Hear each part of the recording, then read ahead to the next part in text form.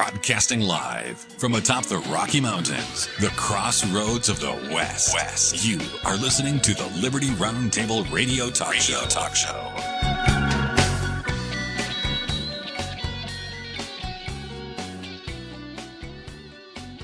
Okay, so Sam has inferred, correctly so, that last night we did a Scott Bradley question and answer session, as we do every Thursday night. Now, I mean, we're in our 10th year doing this. I mean, this is not something Let's go. Good work, sir. Well, at any rate, we have questions. We're open for submission. I try to address those questions. As you know, we post them later on Rumble and BitChute. But last night, for example, some people were wondering what the heck happened with Dan Bongino. Here he comes into this second seat job at the FBI to try and, really put some teeth behind some of the things that need to happen and bring it back into reign. And there's some questionable constitutional issues about the FBI anyway. But at any rate, a lot of people thought it was going to be take names and kick butt kind of time. Bongino got in there and he's just resigned. He's gone, poof. And he made some comments as he went out the door that when he looked at how the FBI was doing things, it just shook him to his core. Well, what does that mean? So he's back at his regular, I don't know what it is, a podcast or something, a lot of money. Yeah, he's cranked up his new show, and it's similar to his old show. And, he wants to keep that audience, and I don't blame him for that.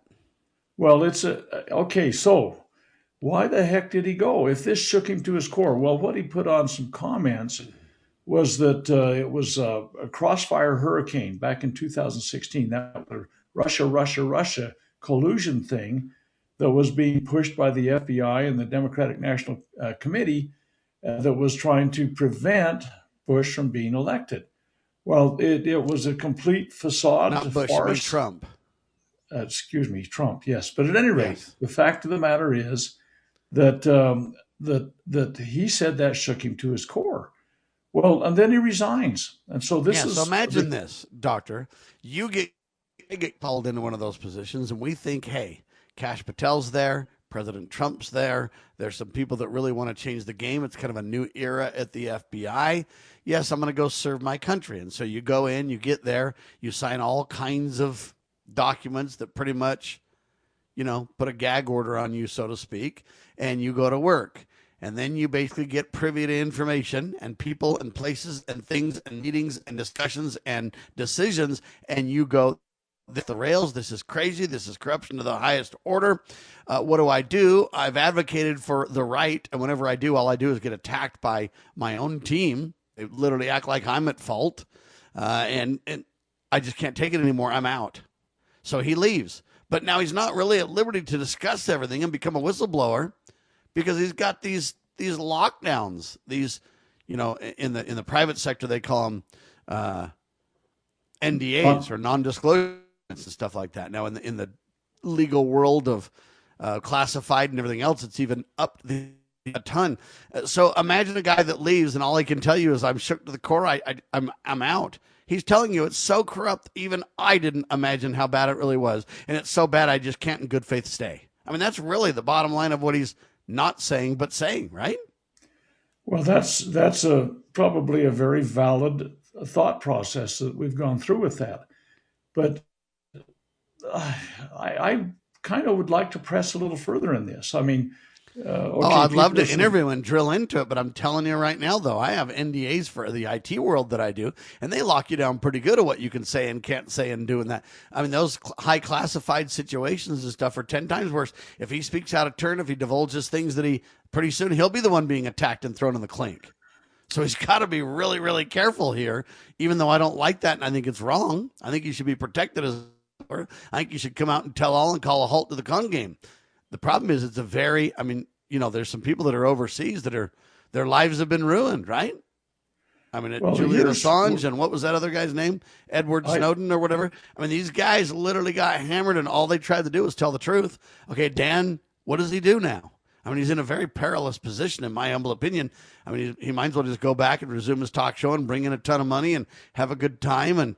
But how much he'll really be able to say and come clean on, I have my view that it won't be much. Well, here's the extra step I would like to ask. I would like further clarification. Yeah. And here's the program. Dan Bongino, with all these restraints that you tell us are probably hanging over his head, and he can't breathe a word of them and blah, blah, blah. And I'm not a defender of that position. I'm just telling you, I know I've had insiders tell me this kind of stuff. So I know I've been down the clearance path, military, Department of Defense kind of things. But here's my concern. Where could he have done better? Sitting as this associate director of the FBI, where he's got some level of exposure and presence and able to sit at the table and discuss these corrupt things that are going on with the FBI, he would have been, in my opinion, in a far better place to be a, if you will, to be able to correct some of these perverse things that have shaken him to his core, or go out in the world and, as you say, make a lot of money, have a lot of fun, but have to keep his mouth shut. There's some inconsistency here that I'm just kind of scratching my head over, because if you're really that shaken at the corrupt nature of the institution, who's in a better place to change it? A guy that can't say anything about it and wants to go about what the Super Bowl is going to be coming up or whatever topics he's going to look down, or somebody that was sitting there kind of at the top, the apex of the food chain. Let me say it to you this way. You want to go and do a talk show and be alive, Doctor? I'm not suggesting that he's not at risk if he opens his mouth, but what I am suggesting I'm just saying that's kind of the message FBI. I believe that he's getting. Hey, you can be alive and go back to your world if you want to. And that's kind of your choice. Well, it may, and the fact of the matter is, though, that if he wanted to be one of those that could bring about a correction of an institutional corruption, he was in a far better place to do it then than he is now. Now, you're maybe right. 100%. Maybe they're saying we will eliminate you with extreme prejudice, so to speak, a wet operation. Somebody will come in your apartment and you'll no longer be there. But the fact of the matter is that barring something like that, and somebody had to make a safety life kind of decision, I think he was in a far more shall we say, powerful position to. Yeah, you might have to flee the country and just be a Julian Assange and just be in a virtual prison, so to speak. I mean, are some of these guys free to live life and stuff? And, so it's a very difficult decision for Dan Bongino. I don't know him personally, so I can't say. I've just seen what he's talked about before he got there. And when he got there, what his concern was, now he's left. I just see that. And I basically can see a situation where he's like, hey, what choices do I have and what quality of life will I have? And, a lot of these people, in my opinion, at some point you say, is it worth me losing the rest of my life for this cause? Will I make enough of a difference? And I kind of compare it to the Ken Cromar scenario, whereas he wants to take on the IRS. He wants to steal criminal taxation of Americans. He wants to basically take on the Gestapo and win. That's the IRS in America. But the problem is he's lost his whole life over this now. And so the question becomes, is that worth it? Or does it actually make matters worse? And those are weighty questions that I don't know that I have the answer for in each person's situation. I just don't know. But you're right to point this out. And whether Dan made the right choice or whether he could have been more powerful in standing up, it's really hard to say without more data, without more knowledge, right? You're absolutely correct, but let's do a, compare and contrast kind of thing.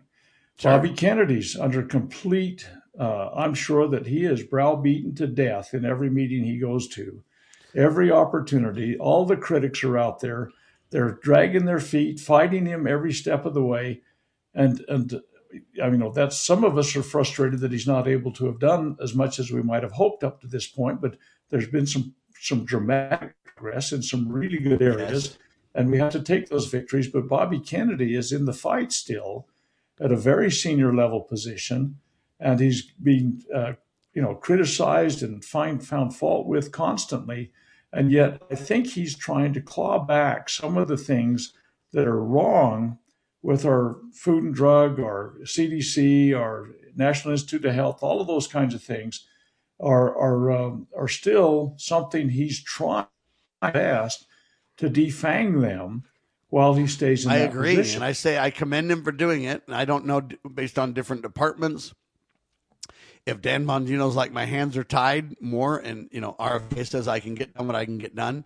And it's all perspective, too, of how much can you get done if you stay there versus how much you have to turn a blind eye to, and how do you feel personally as part of this if you don't have control to where things are going down and it's kind of on your watch. And, if you don't speak up and you're kind of going along with it, if you don't resign, you're part of it. It's difficult to kind of figure out where that goes. But I know this, RFK Jr. is not talking about the COVID shot and the kill shot and the damage that it's done and going after Fauci. I hear nothing from them on that. So the question is, if you don't cross certain lines, you can stay there, but can you have that on your conscience? It's a weighty proposition. We'll talk about it with Dr. Bradley in seconds. You're watching Liberty Roundtable Live. Do you know what is great about America? Ask an Immigrant. Ask an Immigrant is a new podcast dedicated to helping Americans, especially our youth, value, appreciate, and be grateful for the freedoms we have here in America. Join host Lydia Wallace-Nuttall as she interviews immigrants from around the world to discover their inspiring personal stories about why they came to America. To learn more about why America is the most prosperous, greatest country in the world, download the Loving Liberty app or go to lovingliberty.net. In the medical field, IT security is crucial. Our highly skilled consultants are HIPAA certified and have 20-plus years of experience servicing medical clinics, billing, and supply companies. We offer comprehensive endpoint protection, guarding your computers and servers against all stages of threats. And with our 24/7 monitoring services, you'll never worry about extensive downtime again. Ready to level up your IT support? Call 801-706-6980 today and discover how great IT services can be with managed IT services. How do you know your child loves you? When he calls and he says, Dad, why don't we go fishing? Just very simple, but it really counts. They make a song up and they come into our bedroom and say, we made a song and will you listen to it? Our next to oldest daughter came to me with tears in her eyes and she said, Daddy, I just thank you for coming home every night when we were growing up. My son does the nicest things. When he's playing outside, he'll come in and just give me a hug and run right back outside. My daughter goes to the same high school that I'm the registrar at, and I'll go into my office after the bell has rung, and there's a note on my desk. And it'll usually say, Mom, I love you. I'm thinking about you. And I think of my boy that we finally got him through graduation. And he came up to me and said, I made it. Thanks. Family. Isn't it about time? That's all he said. And that meant everything to me. From the Church of Jesus Christ of Latter-day Saints.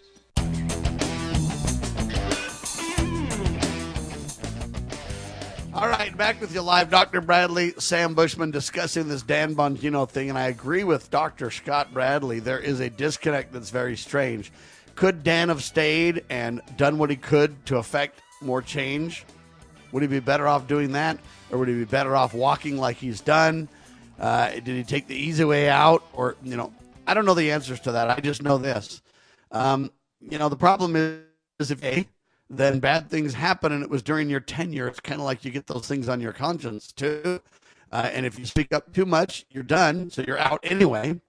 So, what do you do? And I don't really know the answers because without knowing if there were any threats or any intimidation tactics employed, if there was, more gag order stuff where you can't speak about things or, if you're able to continue. But right now, RFK Jr., as far as I can tell, and Donald Trump, they're doing some great relating to, reversing the pyramid where it's a lot more healthy. Sugars basically and alcohol are basically down, promoting of protein and good quality fats and long-term, long chain carbs and focusing on the health plan that says, hey, we need to put meat and, milk and protein and fat at the top of the list. And, it's a real great change.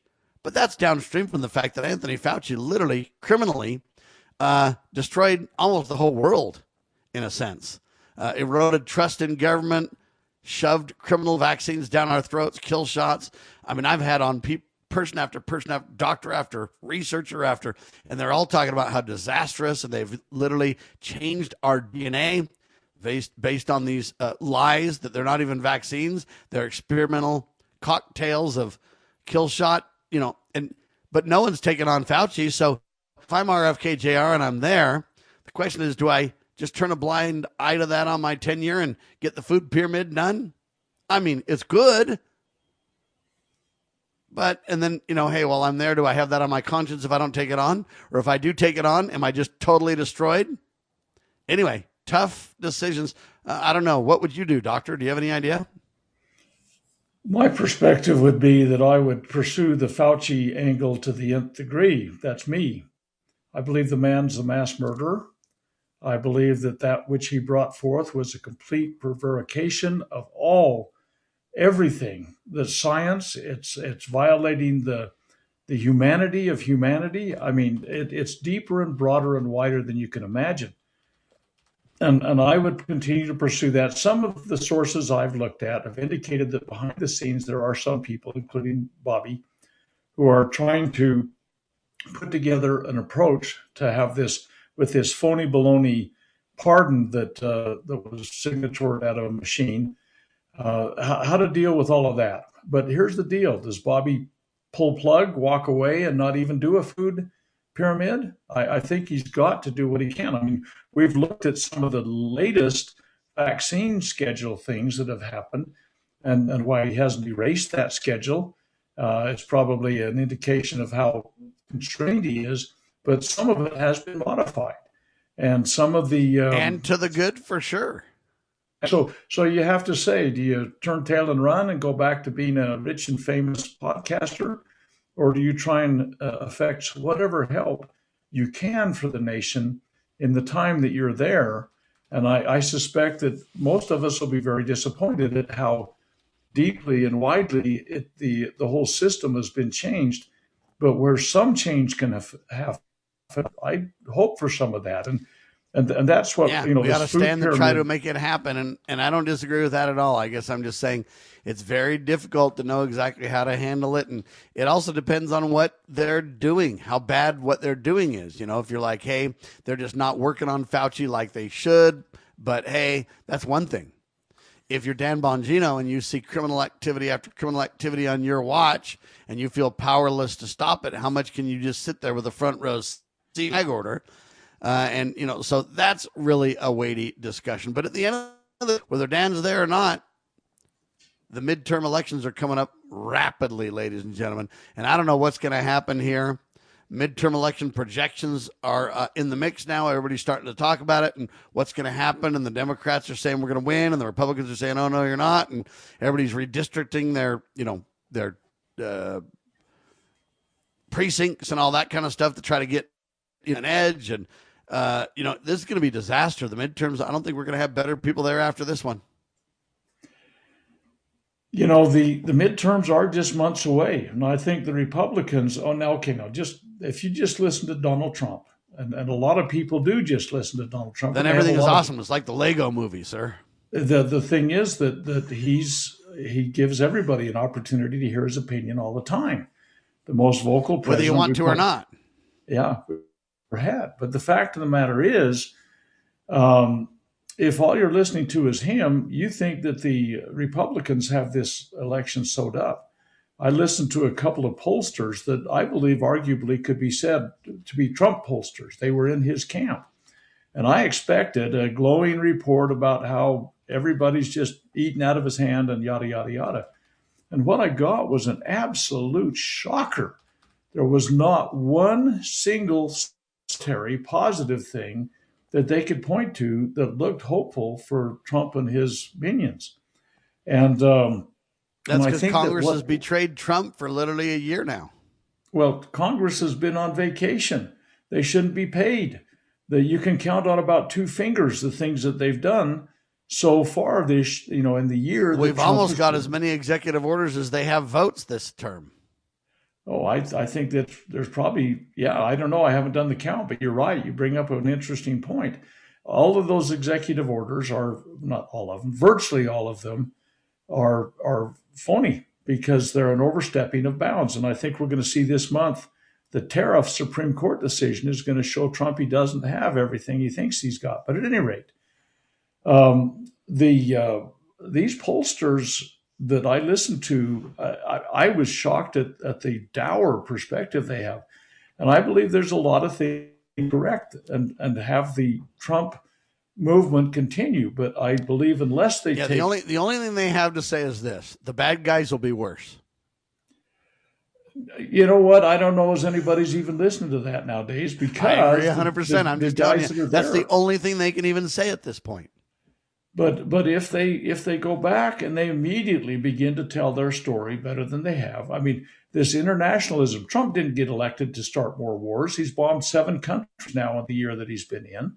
I mean, and say, he says, well, I've stopped 6 or 7 wars. They're wars that were inconsequential, completely off the radar of the Americans.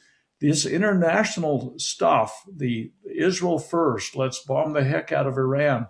Let's seize tankers on the high seas. Those kinds of things, I think the average American is saying, what? And so what he's got to do is, and the people that are have got to start telling the story. What got him elected? Okay, let's look at those kinds of things. And they are domestic issues.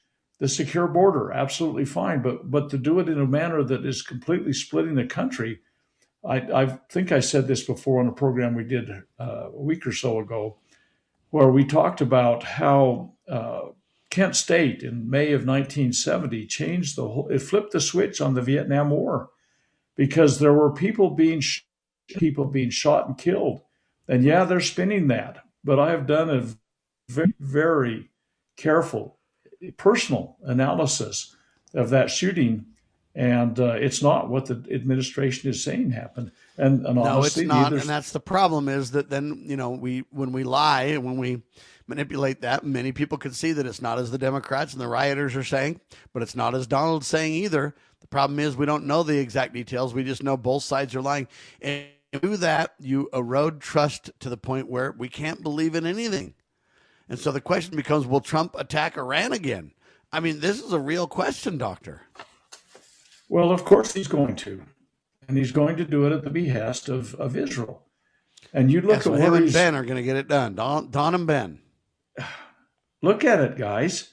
He's reallocating vast resources, billions and hundreds of billions of dollars of resources to that era. What happened when George H.W. Bush was running up to the Gulf War? What did he do? When George W. Bush was running up to the war, what did he do? They reallocated resources in massive amounts, got all of our assets in place, and then we responded. And that's what they're doing now too, right? That is exactly what's happening now. We have long extended supply lines now because we're the world's policemen. We've been blessed with oceans on both sides that are pretty vast. And if we were smart enough to keep the criminals and the insane and the terrorists out of the country through appropriate vetting process and border control, we could be a pretty secure nation. But the fact of the matter is, we are extended all over the world. We have to have bases, well over 100 bases around the world, that we have tanks and aircraft, and we've got ships that are at sea right now. And I think everything is indicating that Trump is gearing up for another massive assault against Iran. And most Americans are going to say, what does this have to do with us? Now, they'll try and make it a big thing. Oh, we can't have Iran with a nuke. That would be the worst thing in the world. No, it wouldn't, but it would be bad, yes. But many of our so-called allies have nukes also. And some of them are by madmen also. But anyway. And many of them have shown from history they're much more aggressive and abusive and hostile than even Iran has been. No question. So there you have it. Let's talk about Bill and Hillary Clinton. Steve Bannon went to prison because he defied the subpoena. What's going to happen to Bill and Hillary? My prediction? Not a single thing. I'm telling you, that's my prediction right now. They won't be putting Bill in the clink, but I wish they would. We'll get Dr. Bradley's response when we return. You're watching Liberty Roundtable Live, ladies and gentlemen. Syndicated by the Loving Liberty Networks, lovingliberty.net. Spread the word, share the love. Back in seconds. You're watching Liberty Roundtable Live.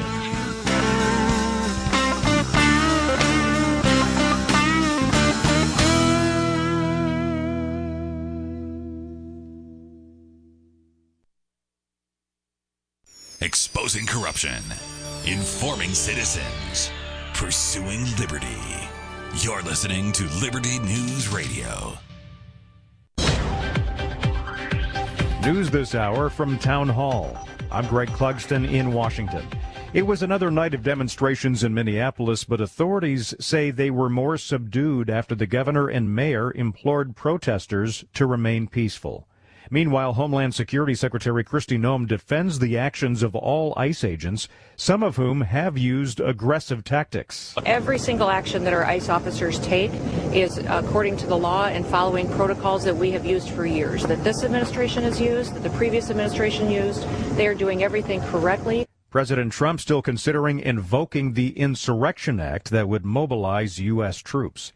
A South Korean court has sentenced former President Yoon to 5 years in prison on some charges related to his imposition of martial law. The verdict is the first against Yoon in the 8 criminal trials over the decree that he issued back in 2024 and other allegations.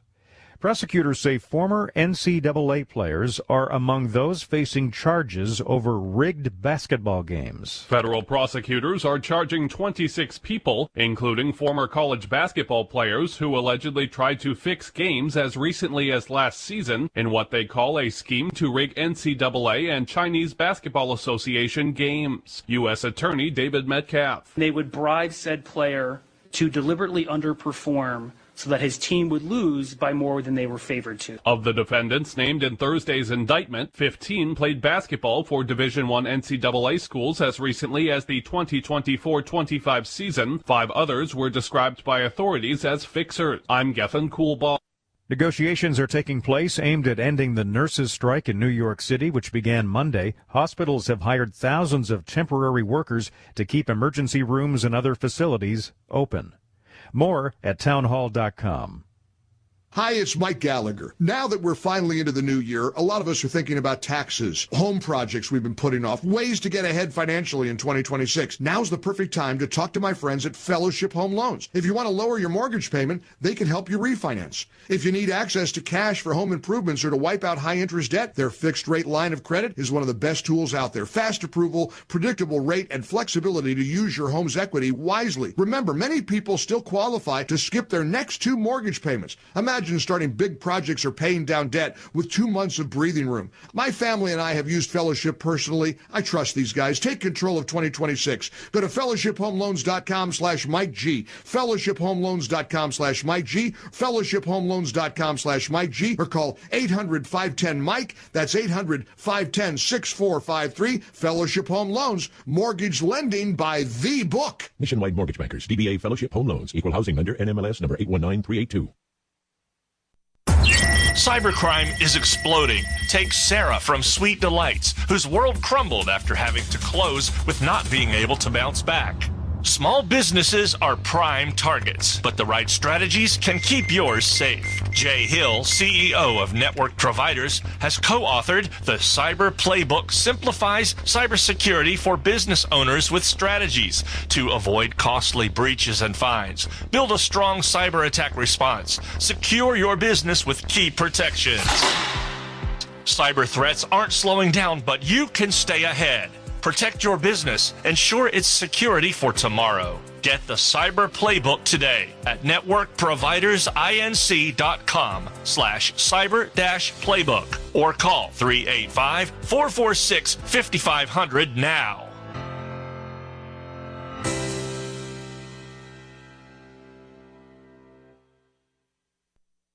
Step into the boots of the American West with Range Magazine, where grit meets grace. This is a front row seat to the stories, struggles, and triumphs of ranchers, farmers, and stewards of the land. From jaw-dropping photography to no-nonsense reporting, Range brings you the untold tales of life on the range. Whether you're a city dweller with a cowboy's heart or living life where the pavement ends, Range speaks to the soul of the West. Subscribe today at rangemagazine.com.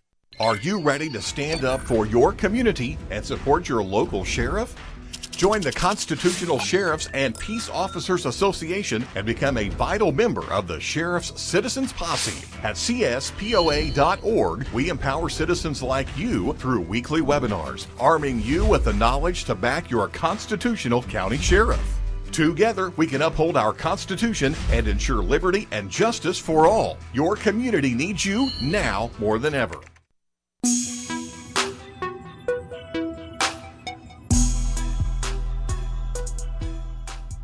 All right, back with you live, Sam Bushman, Dr. Scott Bradley. So, I think the attack of Iran is probably imminent. I pray that it doesn't happen. Predict it's going to happen. They're setting the stage. Whether it becomes Iran or whether it becomes some other, we've got so many battle lines on the brink, if you will. I mean, we're taking so many different nations, the Venezuela thing, the Iran thing, the Russia thing, it goes on and on. It seems like there's not a single issue that we're not provoking right now, Doctor. Well, that's what's such an enigma to me. I mean, Trump runs as the peace president. There's no more of these eternal wars. There's no more foreign nation building. And I mean, we got soundbite after soundbite we could bring up about that. And in his own words, telling us that. And yet and still, everything is a contradiction to what he's saying he's doing. And I think Americans are going to be, I don't think they're going to be very understanding when the midterm elections come. Now, again, I think there's time to change it, to turn it around, to get some, to buy back some of the ground that they've given up. And I don't think there is, and I'll tell you why.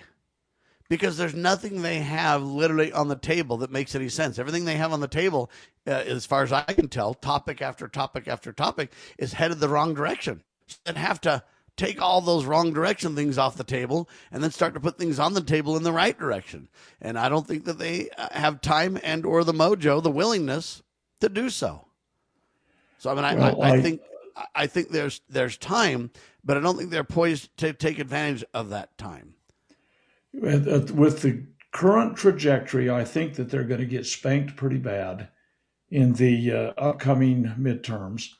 And here's what will happen. I don't think the Republicans will lose the Senate. I think that the demographics and the election schedules and everything that are there probably wouldn't allow that to happen this time. But there's a very high probability they'll lose the House. And if in fact they lose the House, you will probably see, 5, 6, 10, I don't know how many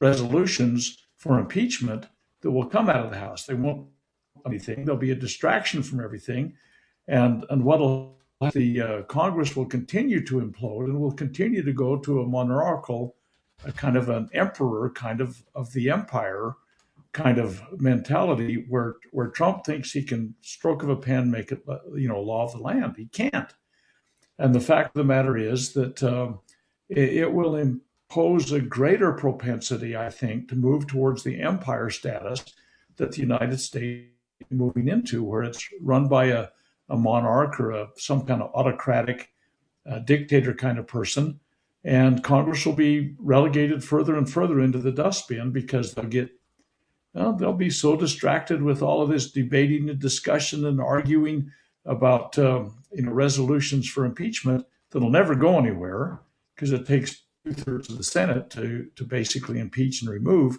But that won't stop the AOCs of the world from that kind of noise. So they have got to get their act together.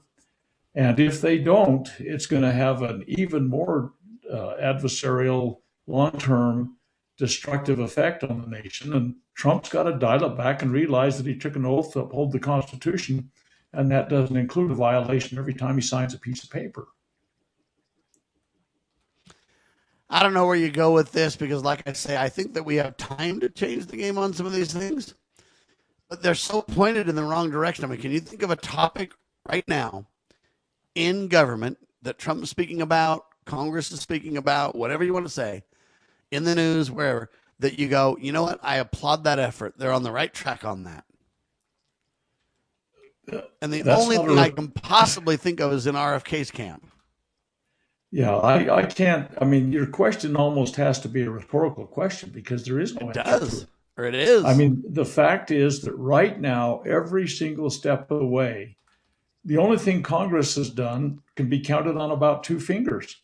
And they've been on vacation. And by the way, I think that the election will hinge a lot on how they continue to handle or not handle the Epstein files. You say, oh, it's past history. What are you guys still talking about that for and everything? People are still talking about it.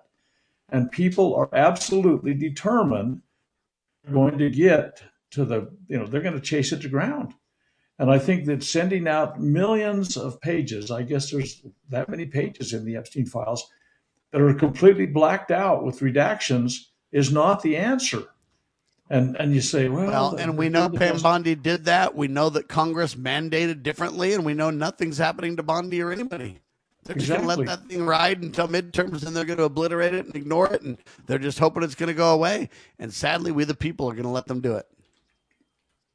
Well, it appears to me that thus far we have been, and this comes back to the thing you brought up just a few minutes ago about Hillary and Bill and their contempt of Congress thing that's pending. Next week, Comer says that they're going to begin that process to get them set up on contempt of Congress. And their unwillingness to testify under the subpoena to come into Congress and testify. Now, Bill has been known in the past to parse words. All that depends on the definition of is or alone or whatever. And I think under the direct, if you will, inquisition that could happen in a live setting, they'll get some pretty strong direct questions. And they've completely, this week, both Bill and Hillary declined to appear as subpoenaed. Now, here's the backstory. It's not the full backstory, but it's something.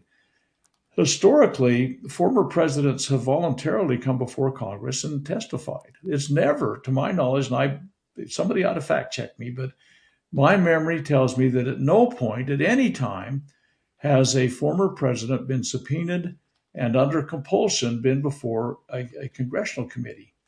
And the Clintons are saying, well, their subpoenas are invalid legally because they're intended to prison us. Well, if every time someone thought that a subpoena meant they might go to prison, they decided they didn't have to show up, that's a really invalid argument, in my opinion. But their stronger point would be separations of power and how this denigrates the independence of the executive and all this kind of stuff. But the fact of the matter is, they're in a position right now that Comer says he's going to begin to do the contempt charges and see if they can't bring something. That's going to be an interesting tussle. I don't think this is going to go away in the next 15 minutes. I think that regardless of how all of their filings and their arguments and everything goes, it's going to be a long, drawn-out issue. But both Bill and Hillary felt like the intent was to ultimately imprison them, and maybe it was. I don't think that there's a lot. I would like to think so, but I don't have that much confidence. Yeah, I'll agree. tell you why. How come Steve Bannon had to go to jail into contempt, and now no one's touching Bill? Well, what they need to do is kick in Bill's door like they did to our dear friend in the morning time with the media there and everything else, right? Right, but here's the deal. Bannon Roger Stone, didn't they do that too? Who? Roger Stone. Roger Stone. But see, here's Steve Bannon is a pawn in this chess game. It's not like someone's knocking on the door of the queen or the king, and they're going to take the chess game. Well, Steve Bannon thinks he's president coming up in 28, buddy. He's setting the stage for that right now. Well, we ought to do a recalibration of attitude, maybe. But the fact of the matter is that this Bill and Hillary thing it'll be a tussling match. It's not going to go away overnight. Well, do you think Bill's going to jail? Let's just ask it straight out, Doctor. I do not think Bill's going to jail. Sadly, but I agree. But there's so many things that could be brought. I mean, it goes way back to his presidency, and it goes way back to what Hillary's done. Sellouts of strategic materials and unsecured servers and payouts for speeches that are basically a bribe. I mean, that's what it boils down to. I mean, these things, deaths of close associates. I mean, these people have been. Yeah, they even joked and called the Markham sides back in the day. There were so many of them, right? They did, and nobody's ever brought it down. But I don't think. And I think we have so many secret combinations above us. I don't think we have a prayer to get that done. And they don't really seem. The Republicans don't seem to have an appetite for accountability. They seem to just want to go ahead and let it kind of go and kind of go by. Now, will Trump attack Iran again? We asked that question. Just one circle back to that. There's 92 million people in Iran, and they're not going to be a pushover like Venezuela. Hey, we start getting there, and it'll be a quagmire like a Vietnam, Doctor. Well, Iran has about 92 million people, and it's an area about twice the size of Texas. And if you've ever tried to drive across Texas in one day, you know it's a long drive. And if it's twice the size of that, you've got elevations involved that helicopters don't perform as well as. There's all sorts of challenges. We have very long supply lines. And the fact of the matter is the Iranians, they have a technology in some ways that's far advanced over ours. Some of the hypersonic missiles, I don't know as we can defend against them. Well, so at the end of the day, here's what I'm saying. Ladies and gentlemen, since I'm a self-appointed Trump advisor, I'm going to say this. Trump, stand down, buddy. Be the peace president, my friend. You have an opportunity like nobody's business. Let's get in gear, and let's become the truly George Washington-esque, humble foreign policy guy, and avoid these foreign entanglements like the plague, would you please? All right, hang tight. More in seconds. Abby Johnson was once director of a Planned Parenthood clinic in Bryan, Texas. After a moral crisis, she quit, and now she campaigns against what she once endorsed. They implement abortion quotas in all of their clinics. What do you mean quotas? You have to perform a certain number of abortions every month. One of the reasons that I left... Are they explicit about that? Yes. It's in your budget, right there on the line item. One of the reasons I left Planned Parenthood was because in a budget meeting I was told to double that abortion quota. And for me, as someone who had spoken to the media and had said, you know, we're about reducing the number of abortions, we're about, you know, prevention, all of these other services, I was shocked to hear since that. You actually worked at a Planned Parenthood, give us some sense of the relative number of abortions. Okay, abortions, Planned Parenthood provides over 330,000 abortions a year. They are the largest single abortion provider in our country.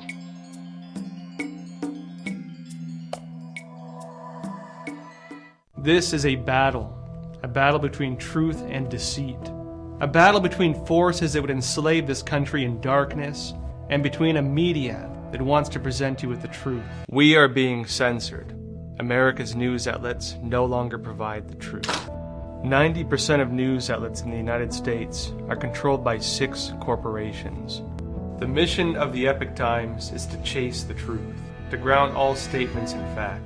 TheEpochTimes.com. Looking for an IT partner that truly understands your needs? Managed IT Services is the answer. We meet with you regularly to discuss your goals and form a tailored technology plan. Our customers have called us a trusted advisor who delivers. When it comes to IT, we do it all. Firewalls, cloud storage, server migration, and more. Say goodbye to long-term contracts and hello to a team that earns your business month after month. Call 801-706-6980 now and let Managed IT Services transform your IT experience.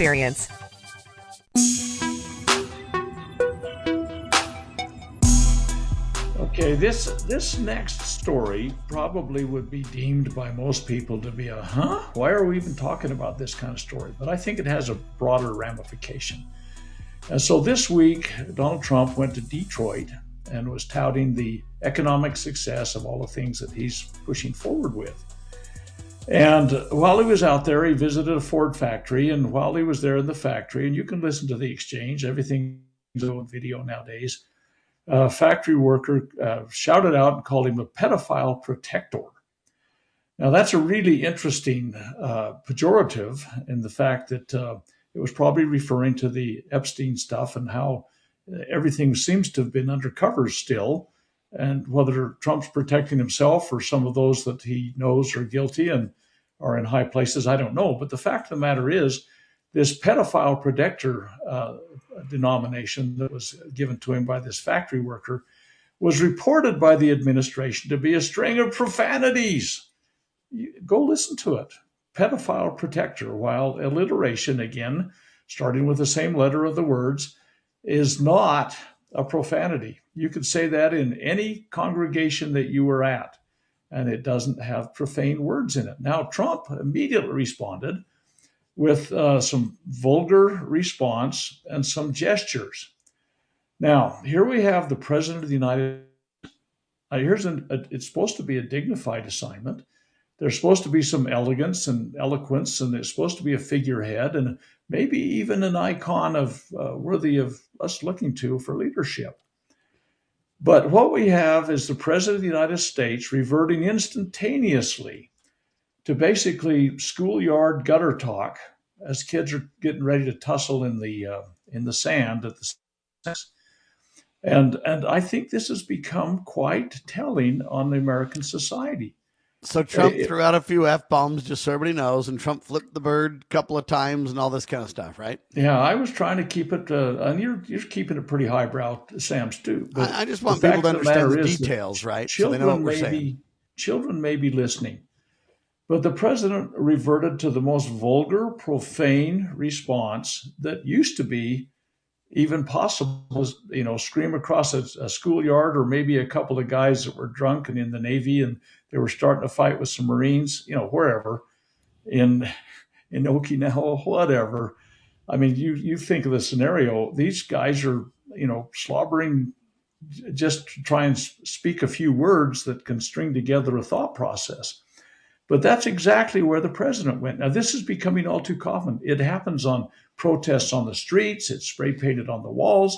You had Eric Adams getting off an airplane. What was that thing? Let's go, Brandon. Was that kind of similar, disgrace? But that's the common folk. And, you say, right. Common folk are going to be common. Here's the president of the United States.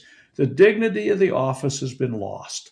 And while you could say, well, maybe some president would cuss up a storm in a private meeting, there's some kind of dignity that should be maintained where, you're on a public display. And it's not. Eric Adams was getting off an airplane, former mayor of New York, and he got into a profane tussle, if you will, with a woman that was coming off the same plane. And basically somebody had to elbow their way between them to get it to settle down a little bit as that person came by to get off the plane. Fact of the matter is, you talk about civility, Sam, and you talk about... Yeah, my book's almost done, by the way, Doctor. That's the news that I'm announcing here. I've got the whole thing written now. It's going to the final editing stage right now. A clarion call for civility, buddy. Well, we have lost civility. And the profane... And by the way, there are many of Trump's supporters that think, right on, baby, you're doing exactly what you should. You talk back to that boy. Well, the way I described it is Donald went New York on everybody. Well, he did, and that's what Eric Adams was doing. But the fact of the matter is, it's just, to me, the dignity. It needs to stop. And don't we have anybody that we can look up to? I mean, does everybody have to drag gutter in order to bring it forward? And that's the point we're making. That's the problem in America today. And if you speak out, pretty soon if I speak out and say Donald shouldn't have done that, then I'm not loyal to Donald, and now I'm an enemy. Exactly. Try to work on getting me off the radio or TV kind of thing because of that and everything else. It's a disgrace, ladies and gentlemen. But my book's coming out, and hopefully it will be the anecdote. If people take self-governing responsibility, that's really the summation of the book. We've got to be self-governed. We've got responsibility, and it starts individually with our relationship with Christ, and it starts in the home. Anyway, we'll get into that later. But the final story of the hour. Agriculture Secretary Brooke Rollins advocated that Americans could eat healthy for approximately $3 per meal. During a, quote, News Nation interview, she cited over 1,000 simulations under, covering this cost per meal or whatever. She says consisting of chicken, broccoli, a corn tortilla, and an unspecified item, whatever that means. The remarks follow the current rise in food prices, with the Bureau of Labor Statistics stating a 0.7% increase in groceries in December and a 3.1% increase cost year over year. But then it says this: ground beef and coffee have noticeably surged over 15.5% and 20% respectively. Anyway, you've got unveiled new, federal dietary guidelines. And, it's good to focus on the proteins and the healthy fats and the non-processed foods and all that. That's a good thing. I think people can eat for what she's saying, but I think it's very difficult for a lot of people to eat that way. I think it takes home preparation. I think it takes, a lot of things people aren't really ready for in our society, which is eating very simply. I mean, if you just tell me you got a piece of chicken for me and a little bit of broccoli and a tortilla, so I think it can be done. But Doctor, you wisely pointed out when I brought this up to you on the commercial break, hey, if you grow your own food and if you do this and that, so you can have a bunch of vegetables in your little tortilla with your chicken, and maybe so. But it's really hard, $3 a meal. And even if you do 3 meals a day, $3 a meal, I mean, what are you talking about? $90 per person? So if you have a household of 4 people, it's $360 a month for your food bill. And that's if you eat at home and do that every single meal. So, you know, even the food prices are a problem these days, even if it might be technically possible to be on the slim all the time. Doctor? You know, it's interesting to me that as the United States past 6, 7, 8 decades have changed to a highly processed, highly sugar saturated kind of a food thing with these improper fats and everything like that, we become less and less healthy. It's just, it's related to the vaccines, and it's related to our medical mandates that people seem to get, and so on and so forth. But there are people all over the world that eat more cheaply than Americans do. And I'm saying, you know, if you like rice and beans, there's a lot of country you could go to. But the fact of the matter is that other people are currently in that condition. And I think they're trying to, in many ways, they're moving towards making us a third world country so we can more easily blend into the New World Order, I guess. But the fact of the matter is, food, dietary choices are individual and family choices. And for government involvement, and I mean, you know, I just get so sick and tired. The whole food pyramid, which was developed back in the 1940s, was not science-based. It was an advertising ploy by the agriculture people to get more usage of certain food products. And it became embedded to the point that it was ancient Chinese tradition or something like that, to the point that everybody thought that it was a gospel truth. And here Bobby Kennedy's come in and turned it upside down. He's talking about, you know, fresher and scientists that, you know, believe in the old way are freaking out, acting like it's the end of the world. But I think that Americans need to do their food evaluation at their own scale and their own level, at their own dinner table. And food that you've prepared at home, the closer it is to the original source, if you will, I think it's probably healthier with much less processing. And that's primarily the focus of the new pyramid, too. I got to give them credit, Doctor. Yeah, absolutely. So, but, you know, whatever the food pyramid says, I think that families need to sit down together and decide, here's what we're going to do for our own health. Here's the approach we're going to have for nutrition. What I don't understand is, why do we have a government pyramid of health and foods in the first place? What role do they have to play in that constitutionally? The answer is 0, baby. That's correct. It's even off in the weeds as much as government being in education or government being in healthcare. I mean, these mandates that come out that they're pontificated upon us as though they are based upon eternal truths are usually some whacked out idea that somebody's kind of collated together and suddenly it's become gospel. And I'm just sick and that's tired. where I say Donald Trump, and Bobby Kennedy, I appreciate that they've changed the pyramid to give people a little bit better guidance for natural foods, way less, if no sugar, way less, no alcohol, nuts and quality, good whole grains and, this kind of stuff, protein. That's good. But why doesn't the government tell the truth and just say we're completely getting out of it? We're shutting down that whole thing because the government doesn't have a authority to belong there at all. But see, no one's going that far. No, and usually what happens is you get some kind of government subsidy or some kind of a bonus for doing the government program with, chemical weed killers that are poisoning the population also. I mean, it's just weird. Yeah, but that's what happens when you let the general government, where there's no authority, just take an inch. They'll take a mile, and before you know it, it's way off the rails, ladies and gentlemen. Again, we're not here to criticize everybody, but we are here to point out fundamental, constitutional, and moral truths. That's what we do on your radio, because we're truth tellers. For Dr. Scott Bradley, check out his website, freedomsrisingsun.com. Check out his collegiate series, To Preserve the Nation, and sign up for his weekly webinars every Thursday at 7 o'clock p.m. You can join and get and ask questions and make a difference for America. I'm Sam Bushman. We are syndicated by the Loving Liberty Networks, lovingliberty.net. Spread the word, share the love, and God save the Republic of the United States of America.